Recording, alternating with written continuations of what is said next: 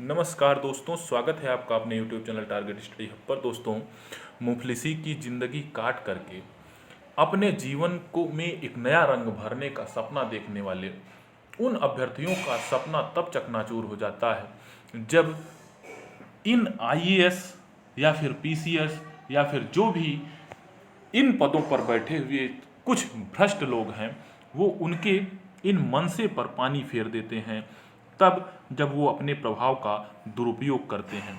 अब आप देख लीजिए, उसी का एक नतीजा है जो यूपी पीसीएस 2013 एपीएस की भर्ती को एक बड़ा निर्णय लेते हुए रद्द कर दिया।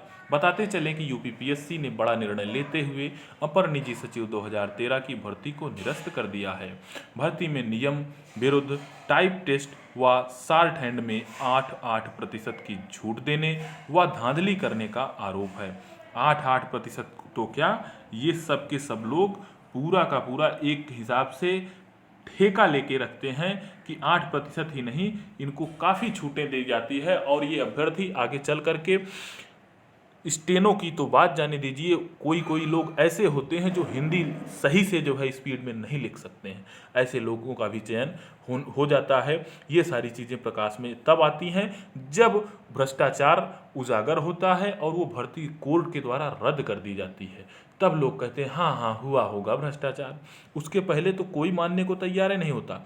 अब वही हाल कमोबेश 2000, कमोबेश क्या उससे ज़्यादा 2010 के एपीएस का है।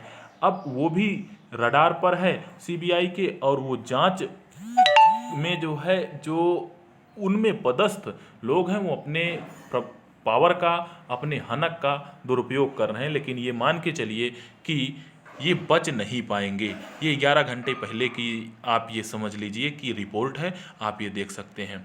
आगे चलिए, उसी 2013 में एक मेडिकल अफसर की भर्ती हुई थी। मेडिकल ऑफिसर 2013 की जो सीधी भर्ती है वो भी सीबीआई के रडार पर है, और कुछ अभ्यर्थियों ने इस भर्ती में मनमानी की शिकायत की थी। नियम शिथिल कर चहेतों का चयन कर लिया गया था। जांच में आरोप सही पाए जाने पर सीबीआई ने दागी चयनितों और विशेषज्ञों पर शिकंजा कसना शुरू किया। इस भर्ती में पद के सापेक्ष साक्षात्कार के लिए कितने अभ्यर्थी बुलाए जाएंगे, इसका तो कोई मानक ही नहीं था। आरोप है कि किन कम मेरिट वाले चहेते अभ्यर्थियों को उत्तर प्रदेश लोक सेवा आयोग, कम मेरिट वाले जो उनके चहेते अभ्यर्थी थे उनको बुला करके उनके लिए मेरिट गिराई गई, और उनके नंबर जितने थे वहां तक की मेरिट गिराई गई। इंटरव्यू के बाद में कम मेरिट वाले अभ्यर्थियों का चयन हो गया और अधिक मेरिट वाले लल्लू की तरह झांकते ही रह गए। अब उसके बाद में यही नहीं, अनुचित लाभ देने के लिए पैनल में शामिल कुछ विशेषज्ञ को बार बार बुलाया गया। आओ भाई, आप ऐसे तो होगा। जांच टीम ने आरोपों की पड़ताल की तो साक्ष्य मिले। अब साक्ष्यों के आधार पर जांच तेज करने की तैयारी है। अपर निजी सचिव 2010 में धांधले के मामले में जो पूर्व परीक्षा नियंत्रक आईएएस अधिकारी ध्यान से पढ़िएगा, प्रभुनाथ के खिलाफ एफआईआर दर्ज करने के बाद सीबीआई अब हरकत में आ गई है। और यही कमोबेश हाल आरओ 2013 के साथ ही मेडिकल अफसर 2013 की भर्ती में कड़ी कार्रवाई के संकेत मिल रहे हैं। आगे चलते हैं।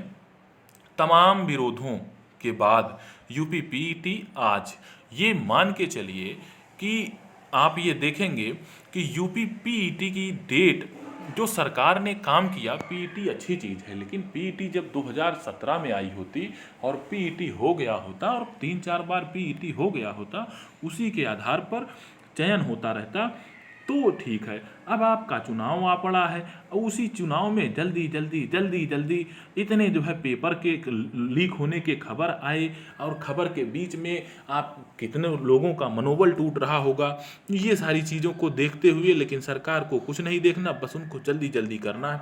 यूपी पीईटी परीक्षा डेट पहले 20 अगस्त निर्धारित थी, जिसे बाद में बदलकर 24 अगस्त कर दिया गया। आयोग परीक्षा स्थगित करने पर विचार कर सकता है, इसलिए कोई भी इसके लिए कोई आधिकारिक जो अपडेट होगा वो वेबसाइट पर मिलता। लेकिन इन सारी चीज़ों के विषय में आज आपकी परीक्षा है, जबकि आज ही आप जान लीजिए कि जो एसएससी सीजीएल टायर 1 की परीक्षा ऑनलाइन एग्जाम आयोजित हो रही है।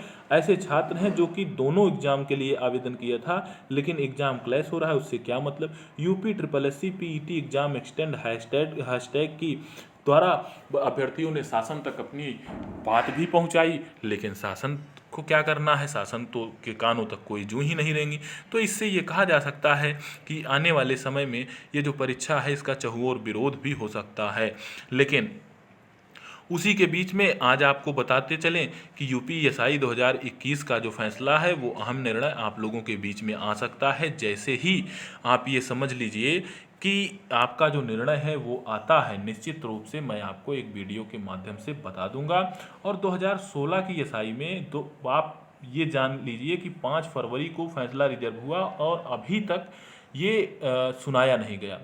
क्या ऐसा भी हो सकता है क्या कि 2013 में जिस प्रकार से भ्रष्टाचार के कारण भर्ती रद्द हुई, क्या नॉर्मलाइजेशन एक भ्रष्टाचार नहीं है? ये मानते हैं कि इसमें कोई भ्रष्टाचार नहीं हुआ होगा, नॉर्मलाइजेशन एक गलती है, लेकिन उस गलती को भी आप भ्रष्टाचार तो कह सकते हैं जब ऐसे अभ्यर्थियों का चयन ना हो जो कि मेधावी हों, और ऐसे अभ्यर्थियों का चयन हो जाए जो कि मेधावी ना हो, वो भी तो एक प्रकार का भ्रष्टाचार है। तो निश्चित रूप से ये समझ लीजिए कि कोर्ट से राहत भी मिलती है और कोर्ट से ही लोगों को राहत मिल सकती है। लेकिन हाँ, लड़ने वाले होने चाहिए। जिस प्रकार से एपीएस की भर्ती के लिए लोगों ने लड़ाई लड़ी, और आपको ये बता दें कि अंतिम रूप भी दिया और एपीएस की भर्ती रद्द हुई। अब 2010 की एपीएस की भर्ती रडार पर है, 2013 का आरओ रडार पर है, 2013 का मेडिकल अफसर रडार पर है। हाँ, देर आता निर्णय आता है लेकिन दुरुस्त आता है, लेकिन उसमें किसी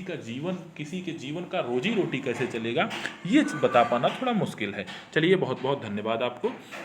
जैसा भी हो कमेंट बॉक्स में लिख दीजिएगा।